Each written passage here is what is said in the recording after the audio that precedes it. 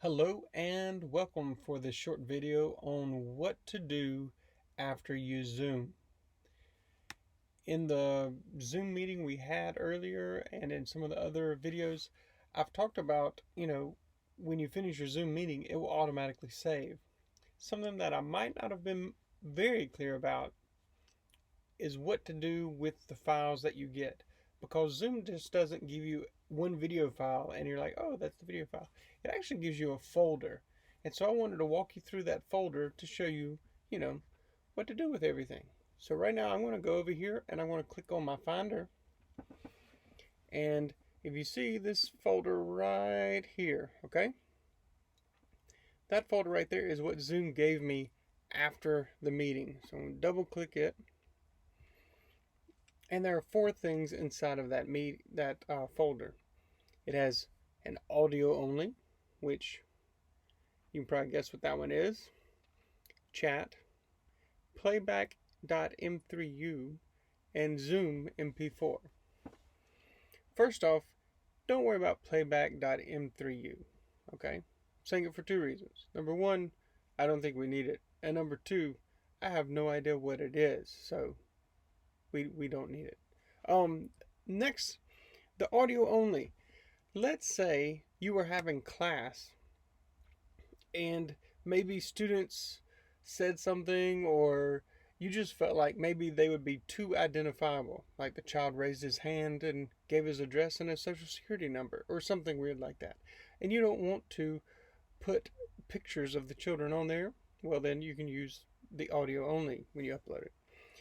Chat might be my next favorite thing, because if you double click chat, it opens up and it's a record of all the people's comments in the chat. Okay, so this does two great things. Number one, it gives you a great record of maybe participation, who said things, who typed things, who cyberbullied their friends, things like that. The other side of it is I can go back and look at any questions that were asked, and then I can go back and make sure, wait, did we answer that? And then I can do a follow-up video answering questions from that. So I like that. That's a neat idea. Zoom, you thought this through. Okay, and then the last, of course, is your MP4. Now the MP4 that from our meeting, it was just shy of 40 minutes. Okay, that's how long the meeting was, and it's only an 80 megabyte file, which is actually a pretty good size file, because they can get much larger. With this file, depending on what school you're at, your administrator might want you to dump this file in a folder that they provide for you. They might want you to load it directly into Seesaw or into Schoology. I highly recommend just putting it in wherever you were told by your administrator. Okay. The other thing is, if it's for some reason so big that it won't upload to Schoology or Seesaw, there are limits. You can put it into your Google Drive. If you put it in your Google Drive, then you can share that file with your administrator or with whomever. Okay. The benefit of putting it inside of Schoology or Seesaw is that in order for that file to get out and about, somebody would have to click on it, download it to their hard drive, upload it to somewhere else, and then share it from there. That just seems like a lot of steps for somebody that's wanting to share something. Okay, so I think that's probably the safest.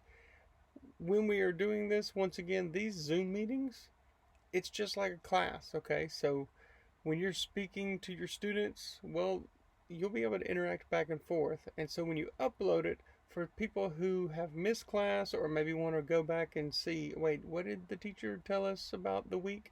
Well, then it's a great opportunity for them to have access to that.